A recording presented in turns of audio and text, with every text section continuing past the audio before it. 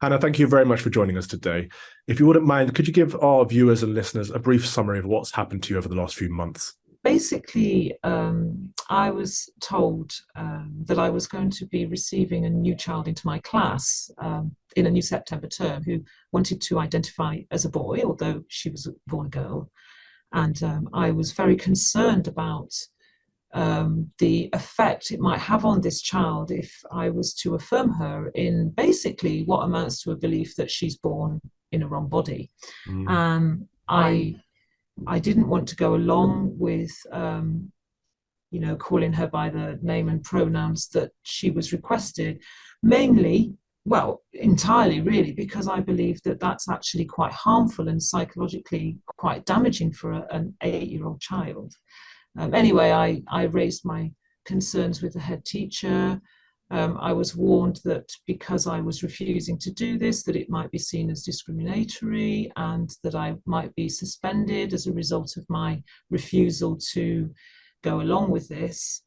And there was negotiations going on about, whether I could actually come round to calling the child by the name that they requested, even though they were not in my class anymore. One of the first things they did was to move the child out of my class. Mm. But they were saying, in any case, we would still require you to do this. And I just wasn't going to go along with it. I felt that it was still continuing to be damaging to the child to do that. So on that basis, they suspended me. We had to come to some negotiation. At that point, I got some legal advice about the situation, and my lawyers, I went to Christian Concern to get help because I am a Christian, and Yes.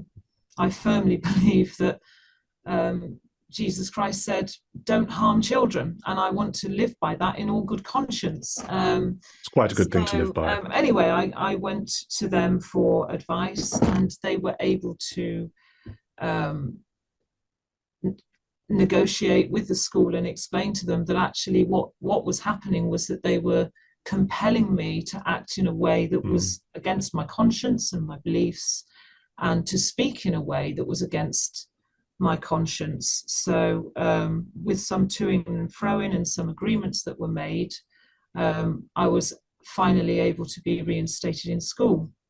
However, although we navigated that, I was still very concerned about the ongoing welfare of this child. And from the very beginning, I had always said I felt that this approach of affirming them in their beliefs was actually harmful. The question I was always asking was, are we doing harm? Can we, look into this and have a proper discussion about this? And so it came to the point where I formally raised it as a safeguarding concern. So having spoken to the head teacher, I sent a letter to the head and the governors of the school. They basically dismissed my concerns and said, from their point of view, the school had done everything that was procedurally correct. They'd gone through the right channels to get advice and all the rest of it. But the one thing they didn't engage with was hundreds of pages of evidence from experts who had worked in this field, medical experts, an endocrinologist, a psychotherapist, a psychologist. I presented them this evidence. All these medical experts were saying, don't affirm a child. It does far more damage than good. And that was the one thing they seemed unable to engage with. They weren't happy to engage with that. So well, that's what gets me, Hannah, because they said that you had been discriminatory, yet they were discriminating against you and your beliefs by compelling you to go along with theirs. But it is a set of beliefs, because clearly if you're presenting them with evidence and they don't want to take it on board, it's because they've already subscribed to an ideology. And that's what we're seeing here, isn't it? And I think you addressed the psychological concerns of this this young girl, bless her, and I'm sorry for how she's been treated, and I'm also sorry for how you've been treated. But of course, there's always the physical risk too, because we're talking here about an 8-year-old girl who's going to be sharing toilets and changing rooms and stuff with young boys. That's inappropriate. Of course, that's a safeguarding concern. Absolutely, absolutely. And the thing is, when it's not just this girl is sharing toilets with boys, that impacts on the boys as well. You know, we hear an awful lot of narrative about women's invaded spaces, and I think it goes both ways. What about the invaded spaces of a 9-year-old boy?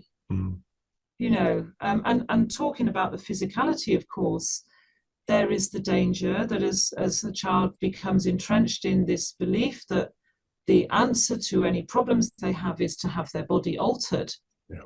Ultimately, that can lead them to make quite drastic decisions about body altering solutions. You know, they will be looking out to go on to puberty blockers, for example, cross-sex hormones, surgery. We've seen this happening in America a lot, of course. They seem to be ahead of us in this. Well, it's happening a lot here as well. You know, the whole task report shows that. And I think as a Christian, your concern would be for the welfare of this child, because you would tell the child that you love them as they are and that Christ loves them as they are. And actually God designed them that way on purpose, so that you are your body and you are your soul, and that physically changing your body isn't going to make you any happier or any more loved.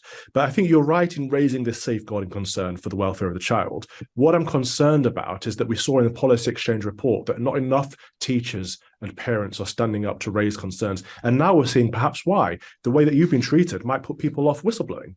Well, that's exactly it, and I think there lies the problem, and you know the issue is as well that when you try to raise it with a school, you feel as though the leadership in the school are so bought into this ideology or to the principle that we shouldn't offend.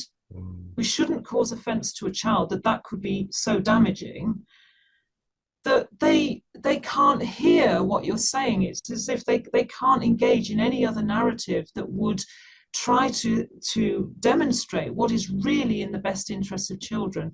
And of course, you know that you're going to put your job on the line if you raise this, because of the culture that we're in at the moment. And it makes it, I actually do feel for head teachers who are put in this position, because the guidelines from the government are so woolly that they've almost been put in the place of having to make a kind of a decision that really only a doctor should be making. Well, yeah, absolutely. Teachers are not trained for this kind of decision. I wanted to ask you, but I won't, about this particular child, whether their parents have been informed. But I won't ask you because it's not relevant. I'd rather be broader about this, because so many parents aren't being informed that their children are changing genders and changing names. And teachers are being put in the position of having to affirm or not. And that's not a teacher's job. That's not what a teacher's trained for. But all of this is being led by children. And of course, adults are supposed to be leading in education, not children. But what I do want to say is that, you know, the government have been fluffy, but at the same time, the government has expressly put out explicit material saying you cannot be teaching from mermaids and particular organizations that have a political ideology. However, it seems your school was taking on board material from mermaids. So even when the government does put out guidance that's supposed to help, it's being ignored. Yes, that's right. And I think the thing is, one of the things that the school seemed to be was that, you know, they seemed quite respectful of the fact that some of the materials that they were using had been informed by, you know, organizations such as Stonewall and stuff. It's like, well, we respect these organizations. They've done a lot to prevent the bullying of the LGBTQ people, and all that's all well and good, but then it's like they're looking to them to steer them in all decision making, and it's not helpful. That's something that schools really need to address, because they see them as very respectful, and yet actually it's steering them down a path where there is no room for debate. There is no room for actually grasping that question and saying, are we doing harm? Can we be impartial about this? it's not impartial. So yeah, I mean, the school probably thought that they were doing well by using these materials, and these materials are in every school. The school I was at, I wouldn't say it was a school where they were pushing the agenda as much as they were being informed by it. Yeah. You know, and it seems to me that all schools think that that's the way to go. That's one thing. If anyone takes anything away from this interview, that's what I want it to be. That if you are a parent, ask what is being taught in your child's school. Don't assume that your school isn't doing this, because so many schools are doing this. And even if they are not outwardly political, the resources that they're using are being informed by this ideology. Hannah, all that remains for me to say is, even though the C of E's guidance is fluffy and the government's guidance is fluffy, you stuck to your faith and you stuck to your guns and you looked out for that child and that child's safeguarding. So thank you very much for doing what you did. And please continue to fight back. God bless you. Thank you.